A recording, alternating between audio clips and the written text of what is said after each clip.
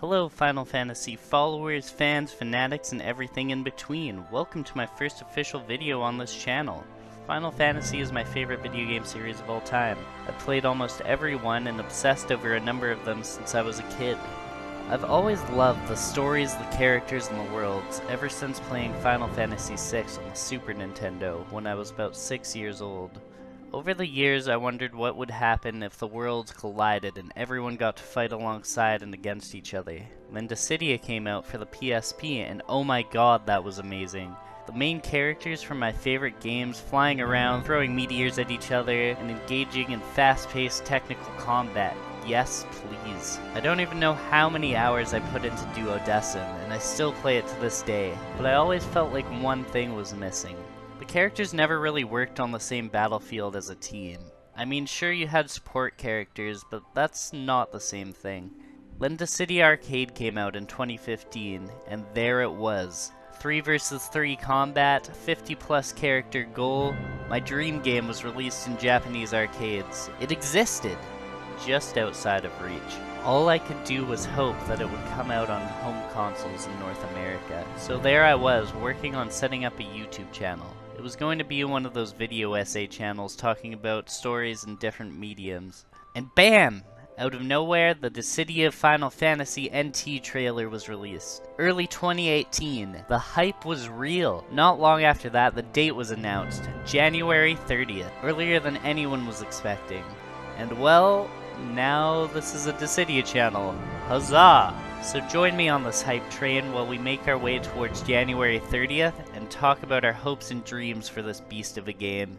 In this video, I'll be picking a single hero from each main series Final Fantasy game, stating my reasoning and explaining how I think they would play. I won't be including characters from Duodecim that aren't in the game yet, as they will be finding their way into the game eventually anyways. It's really hard for me to pick a single character from each game, as I love most of them so much.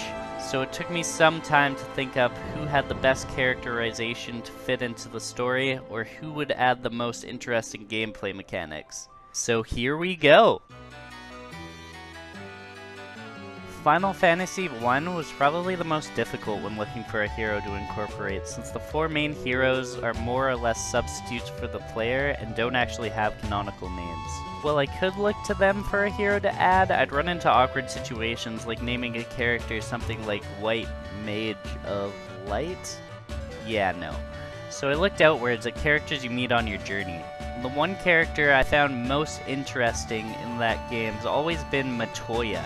She radiates this unshakable sense of mystery from the moment you walk into her cave. From the brooms sweeping by themselves, to the score, to the way she talks, just dismissing your party as ugly after you return her crystal eye. I believe she would be a marksman type, with her bravery attacks hurling brooms at her opponents in different ways, as well as some evasive attacks with her riding away on a broom, casting a spell of sorts. Her HP attacks would either consist of massive blasts from her crystal eye, or throwing explosive potions. Her EX skill would take note from the version of her that appears in FF14 and have a short AoE blast radius around her, casting Toad on her enemies, turning them into toads for somewhere between 3 and 10 seconds. For Final Fantasy II, I'm going to stick with the main cast of 3 that remain in your party throughout. Though there are plenty of interesting guest characters, and I love me a good Minwu, it just seems more fitting. That being said, my pick would have to be the Barbarian Guy, who's honestly my favorite of the main cast of FF2. Sure, he's big and dumb and talks like a caveman, but that made him all the more lovable to me. And of course, Guy Speak Beaver. Due to the way Guy is portrayed, I would chalk him down as a Vanguard type. While I think he would use a wide array of weapons, much like Furion, I think his playstyle would be much more aggressive. He wouldn't use magic, just large, heavy weapons like twin battle axes. With his bravery attacks, he would hurl himself at enemies with slow-to-charge attacks, and deal massive damage with spinning AoE attacks. His HP attacks would be leaping or charging strikes of some sort, or close-range AoE attacks. His EX skill, of course, would be calling in a group of beavers to jump at an enemy and lock them down for a couple seconds. Playing him would require great timing, as he would thrive on launching himself into a group of enemies, messing them up, and sending them flying. Final Fantasy III originally didn't have any characterization for the game's protagonists. It wasn't until the DS version that the characters were named and given personalities as well as backstories. Even then they were... That being said, since Onion Knight is Luna, maybe there's a Luna skin at least? I pick Ark, his best friend. They'd be the coolest of the four to see interact, I guess.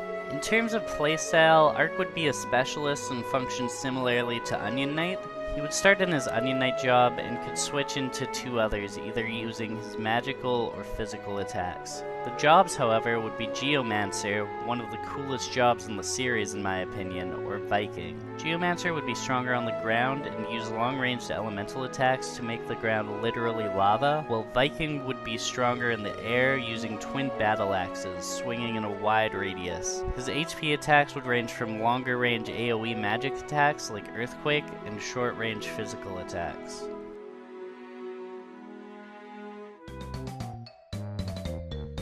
Final Fantasy IV has so many great characters that it's hard to decide on just one. Do I pick Rydia with her badass summons? Do I pick Edward with his... Okay, maybe not Edward. Anyway, with so many great characters to choose from, I had to look at who I thought would have the most interesting mechanics. And for me, that would be the twin mages from Dissidia, Palome and Parome. I know, it's not just one character, but these two function in a way where they don't work well without each other, no matter how hard they try. They would of course be a marksman type, and with their EX skill they would work similarly to Cecil. You would start as one of your choosing and be able to swap between the two. Palome would have slow, powerful AoE attacks, and Parome would have faster, slightly weaker single target attacks. Their HP attacks would be their twin cast skills like Meteor and Ultima.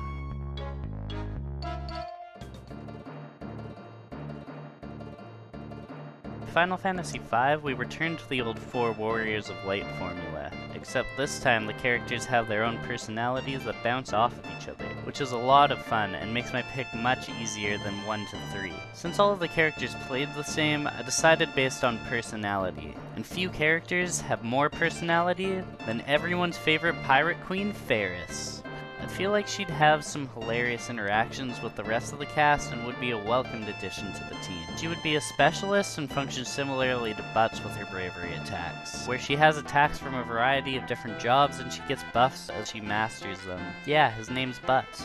Fight me. Her main difference would be with her HP attacks, she would call forth her sea dragon Sildra to hydro pump her enemies from afar. Her EX skill would be a blast from Sildra, propelling her in a direction of her choosing in order to get out of or into sticky situations. Final Fantasy VI is near and dear to my heart. It has the most diverse cast of characters in terms of battle mechanics, making it so much fun to mix and match and play with your party composition. If I had my way, every single character from this game would be in Dissidia. Alas, I can only pick one. And that pick goes to the mighty General Celeste, as she is not only a badass, but also serves as the primary protagonist for the latter half of FF6. She would be a Vanguard type, focusing on close-range physical attacks and mid-range magic. Her HP attacks would include powerful magic like Ultima. Her most unique mechanic would be her EX skill Rune, which would cancel any active EX skills within a certain radius, as well as reset the timer for the enemies within that radius. This would be especially useful when fighting against characters like Golbez, who rely heavily on their EX skills. Final Fantasy VII, the most recognized game in the series. It's near and dear to the hearts of many a Final Fantasy fan as it popped the cherries of an entire generation and introduced so many to the series. And well, Aerith. I pick Aerith. Again, this is another one that has so many interesting and unique characters to choose from, but I love the classic White Mage. Between Aerith and Rosa, I can never decide on my favorite one, and while I was going to pick more original characters like Barret or Yuffie, I feel like Dissidia could use more support characters and her powerful healing abilities fit the bill perfectly. Plus it'd be cool to see how Cloud would react to seeing her again. Aerith would be a marksman type, using magic as her bravery attacks and having her staff for defense to push enemies back. What would make her stand out would be her unique trait. Instead of just accumulating bravery for herself, she would split the bravery between herself and her allies within a certain radius. If both were in the area of effect, she would split a third of each hit with each party member. If one was in the area, she would split it half and half, and if she was alone, she would hog it all. Her HP attacks would be shorter range defensive attacks and share the same names as her limit breaks in FF7. Each would give the party a buff of some sort within a certain radius, but only if it hits the enemy. For example, Great Gospel would improve defense, or Fury Brand would decrease the time it takes to recharge EX skills. Speaking of EX skills, hers would be Limit Break, which would increase the radius of her bravery sharing as well as her buffs.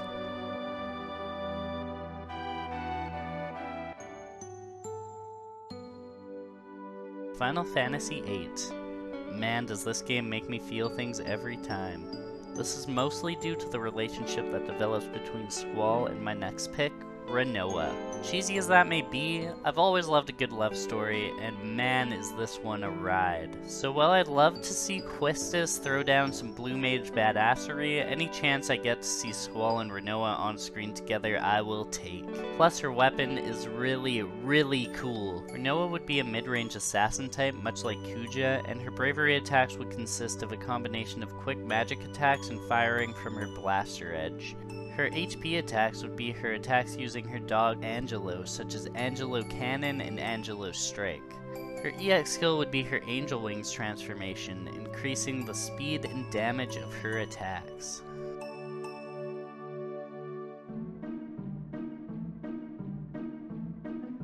Final Fantasy IX.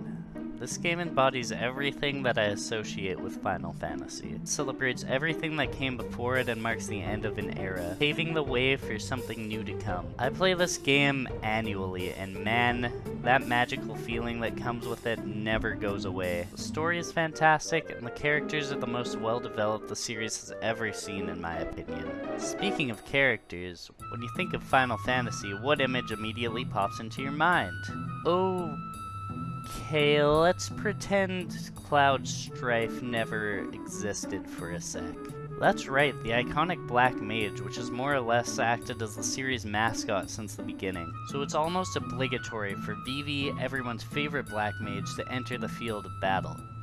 Vivi's bravery attacks would range from close-range Fire Blast for defense, long-range Thunder from the sky, and even Bio with a poison damage over time effect. His HP attacks would consist of high-level magic such as Doomsday, Flare, and Meteor. His EX skill would be Trance, which powers him up for a short time and makes all of his spells dual cast, which would cause them to shoot side by side, making them harder to avoid.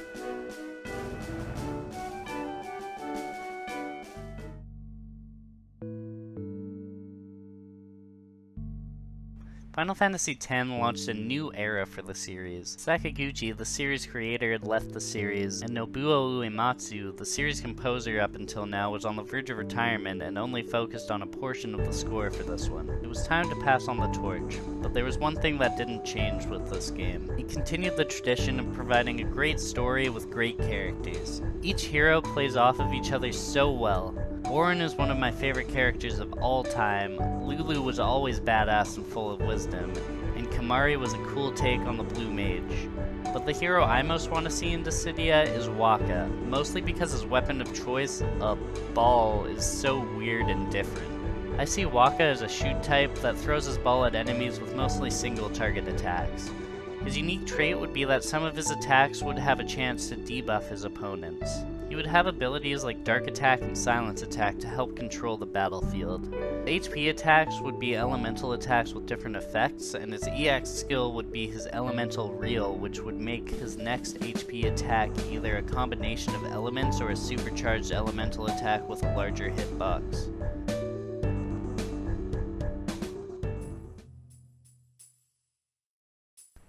I never played Final Fantasy XI because I was too young to own a credit card when it was still a thing, so... Next! Final Fantasy XII is an interesting one. From here on out, Squeenix would try to merge its traditional battle system with real-time combat, and it felt weird to me. It was very grindy, like MMO level grindy. The characters were okay. Only two really stood out to me. I'm sure you all know which ones. And the story was, well, it was Star Wars. I didn't hate the game, it was just very bland to me and lacked that Final Fantasy feel, which would unfortunately be a trend for the series going forward. The character from this game I'd most like to see in Dissidia is Chewbacca. I mean Fran, it's Fran. She's the most interesting of the group to me, and I think the devs could come up with some pretty cool concepts for her. I think Fran would be an assassin type, and instead of using weapons, she would use her claws for her bravery attacks, slapping enemies around the battlefield. Her HP attacks would be her mist attacks, much like Vaughn, except she'd only get one. Her EX skill would be going feral, increasing the size and strength of her attacks as well as her speed. Final Fantasy XIII definitely wasn't my favorite. I didn't mind the linearity, most of the characters were pretty cool, the music was fantastic, and it was one of the most visually striking games I have ever played. But the story was a horrible disjointed mess, and the battle system took a lot of control out of the hands of the player in order to make it feel closer to real time. Like, man, I get that you want it to be faster paced, but man, just give me control of my party members. You did it perfectly fine in 10-2. That's just one of the things that makes a Final Fantasy game, well, a mainline Final Fantasy game to me. That said, many people love the game, and I get it. The characters were cool and the world was pretty interesting overall, and I'm going to have to give this one to the coolest character of the group, Zaz. I found him to be the most believable of the bunch. He just wanted to get his kid back and go home, which, well, who wouldn't given the situation? Plus, there aren't enough characters with guns yet. Zaz would be a marksman, and much like Lightning, he would be able to switch between two roles. He would have Commando, in which he would use his guns for high single target damage, and Ravager for AoE magic damage. His HP attacks would consist of attacks that he would use with his Eidolon Brightbuilder. His EX skill would be Synergist, which adds a buff to each party member within a certain radius, including himself, depending on their type.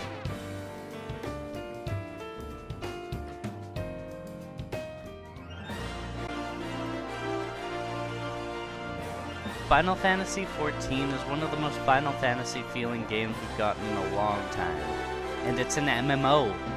It's got a great story, great characters, and much like FF9, feels like a love letter to the series as a whole.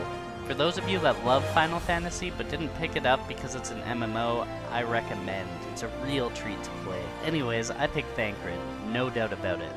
He's charismatic, he's suave, and it'd be a treat to see him dance around the battlefield. Plus, there's potential for so many awesome interactions between him and the other characters in the series. He'd be an assassin type, and much like Zidane, who controls the skies, he would jet around the ground with little functionality in the air. His bravery attacks would allow him to dash from one enemy to the next and quickly perform a few devastating strikes and escape before the enemy knew what hit him. His HP attacks would consist of some of the higher level ninja attacks from Final Fantasy XIV, and his EX skill would be to go invisible for 3 to 5 seconds. He would be all about taking the enemy by surprise and moving on to the next one right away.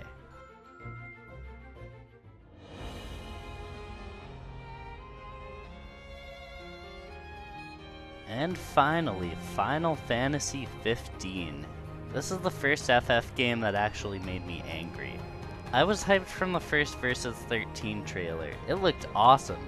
Then 10 years passed and, well, they released it completely different and unfinished. The story was a disjointed mess and the battle system was so simplistic. I mean, it looked cool, but come on guys. All of the boss fights I was looking forward to were just QuickTime events and made me sad. One thing they got very right, however, was the relationship between our road-tripping boy band. Through my rage, I felt for these characters, and that's more than I could say for 12, so cool. My favorite of the boys, however, was Ignis. He was the rope that held the group together no matter how much hardship came his way. Ignis would be an assassin and would be able to use 3 elements with his bravery attacks: fire, ice, and lightning. Lightning would allow him to charge at enemies and close gaps, ice would be spinning AoE attacks, and fire would be heavy-hitting single target attacks. His HP attacks would consist of his link attacks, and his EX skill would be his grapple thing that he gets in the DLC, which he could use to latch onto and pull his enemies towards him, Scorpion style. well, that's it. Those are the heroes I most want to see added to Dissidia NT. This is just my opinion though, and I want to hear yours.